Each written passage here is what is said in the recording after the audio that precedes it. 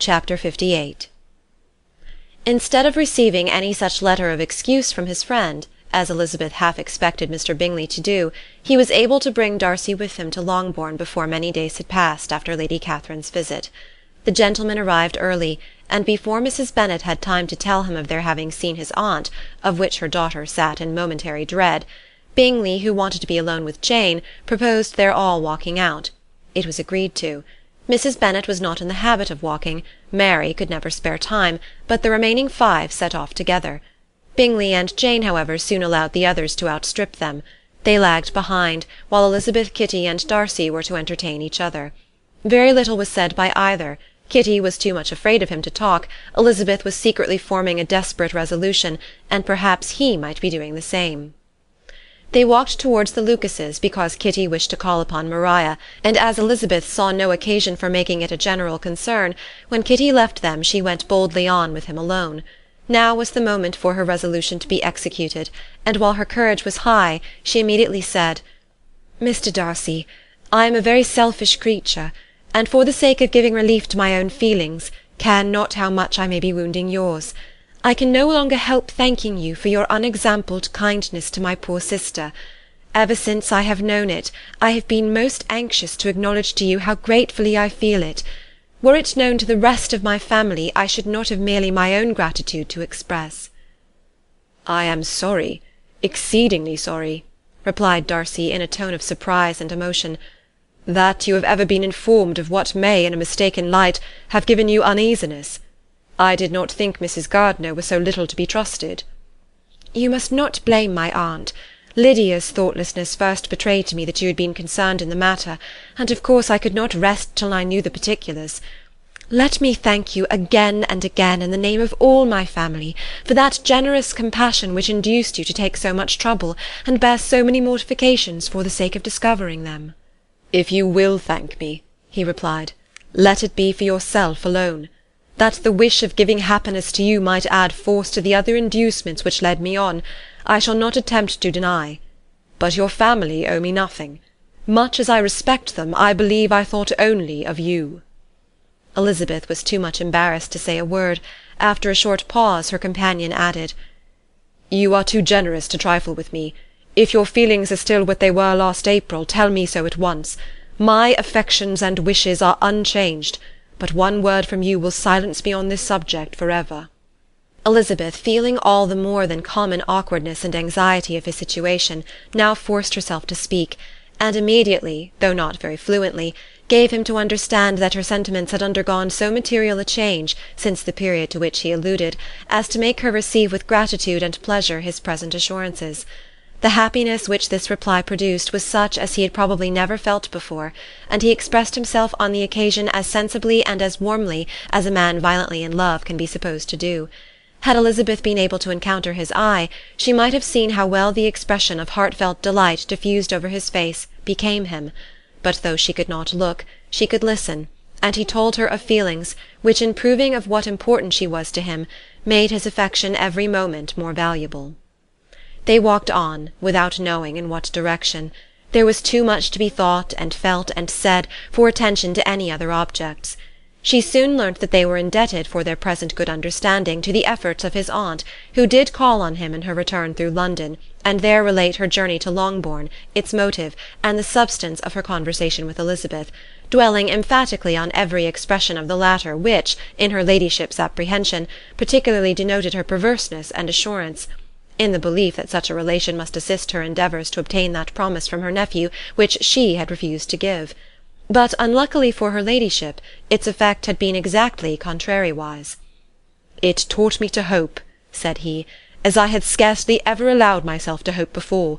I knew enough of your disposition to be certain that, had you been absolutely, irrevocably decided against me, you would have acknowledged it to Lady Catherine, frankly and openly." Elizabeth coloured and laughed as she replied, "Yes, you know enough of my frankness to believe me capable of that. After abusing you so abominably to your face, I could have no scruple in abusing you to all your relations." "What did you say of me that I did not deserve? For though your accusations were ill-founded, formed on mistaken premises, my behaviour to you at the time had merited the severest reproof. It was unpardonable. I cannot think of it without abhorrence." "We will not quarrel for the greater shame of blame annexed to that evening," said Elizabeth. "The conduct of neither, if strictly examined, will be irreproachable. But since then we have both, I hope, improved in civility." "I cannot be so easily reconciled to myself.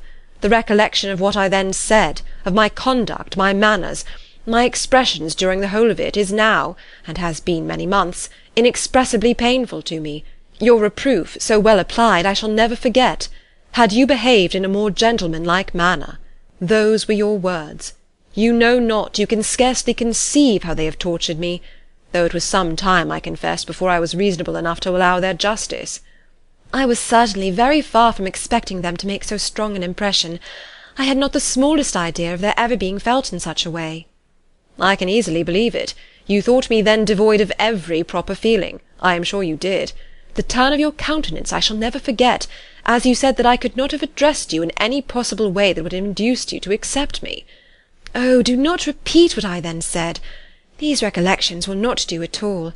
I assure you that I have long been most heartily ashamed of it." Darcy mentioned his letter.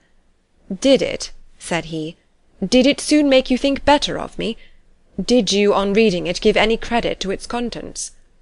She explained what its effect on her had been, and how gradually all her former prejudices had been removed. "I knew," said he, "that what I wrote must give you pain, but it was necessary.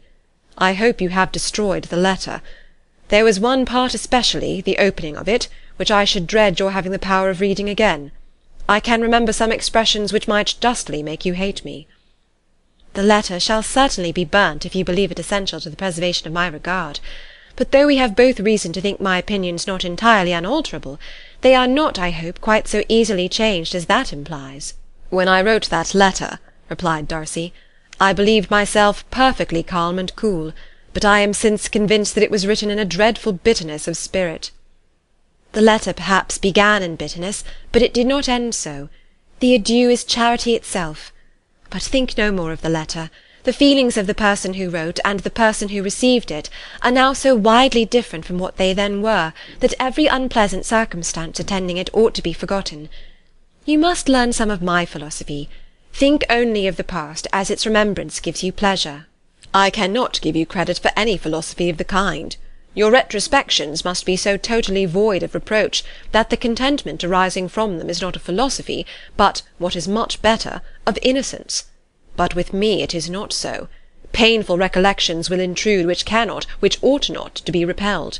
I have been a selfish being all my life, in practice, though not in principle.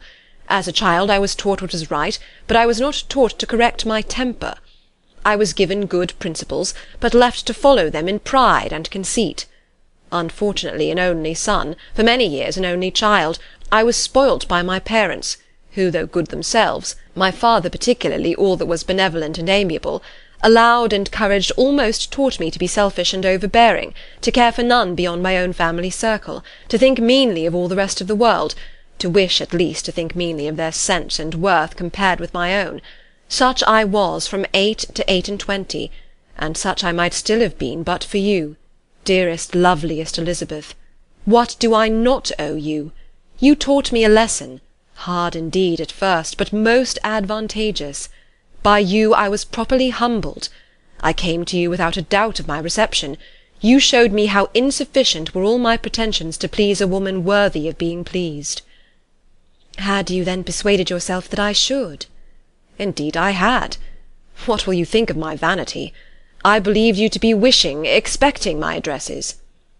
"My manners must have been in fault, but not intentionally, I assure you. I never meant to deceive you, but my spirits might often lead me wrong. How you must have hated me after that evening!" "Hate you? I was angry, perhaps, at first, but my anger soon began to take a proper direction." "I was almost afraid of asking what you thought of me when we met at Pemberley. You blamed me for coming?" "No, indeed. I felt nothing but surprise." "Your surprise could not be greater than mine in being noticed by you. My conscience told me that I deserved no extraordinary politeness, and I confess that I did not expect to receive more than my due." "My object, then," replied Darcy, "was to show you by every civility in my power that I was not so mean as to resent the past, and I hoped to obtain your forgiveness, to lessen your ill opinion, by letting you see that your reproofs had been attended to. How soon any other wishes introduced themselves I can hardly tell, but I believe in about half an hour after I had seen you." He then told her of Georgiana's delight in her acquaintance, and of her disappointment at its sudden interruption, which naturally leading to the cause of that interruption, she soon learnt that his resolution of following her from Derbyshire in quest of her sister had been formed before he quitted the inn, and that his gravity and thoughtfulness there had arisen from no other struggles than what such a purpose must comprehend. She expressed her gratitude again, but it was too painful a subject to each to be dwelt on further. After walking several miles in a leisurely manner, and too busy to know anything about it, they found at last, on examining their watches, that it was time to be at home. What could become of Mr. Bingley and Jane? Was a wonder which introduced the discussion of their affairs. Darcy was delighted with their engagement. His friend had given him the earliest information of it.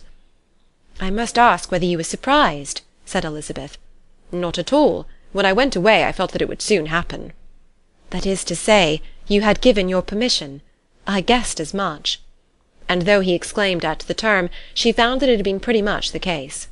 "On the evening before my going to London," said he, "I made a confession to him, which I believe I ought to have made long ago. I told him of all that had occurred to make my former interference in his affairs absurd and impertinent. His surprise was great. He had never had the slightest suspicion. I told him, moreover, that I believed myself mistaken in supposing, as I had done, that your sister was indifferent to him, and as I could easily perceive that his attachment to her was unabated, I felt no doubt of their happiness together." Elizabeth could not help smiling at his easy manner of directing his friend. "Did you speak from your own observation," said she, "when you told him that my sister loved him, or merely from my information last spring?" "From the former. I had narrowly observed her during the 2 visits which I had lately made here, and I was convinced of her affection." "And your assurance of it, I suppose, carried immediate conviction to him?" "It did. Bingley is most unaffectedly modest. His diffidence had preventing his depending on his own judgment in so anxious a case, but his reliance on mine made everything easy. I was obliged to confess one thing, which for a time, and not unjustly, offended him. I could not allow myself to conceal that your sister had been in town 3 months last winter, that I had known it, and purposely kept it from him. He was angry. But his anger, I am persuaded, lasted no longer than he remained in any doubt of your sister's sentiments. He has heartily forgiven me now." Elizabeth longed to observe that Mr. Bingley had been a most delightful friend, so easily guided that his worth was invaluable, but she checked herself. She remembered that he had yet to learn to be laughed at, and it was rather too early to begin. In anticipating the happiness of Bingley, which of course was to be inferior only to his own, he continued the conversation till they reached the house. In the hall they parted. End of chapter 58.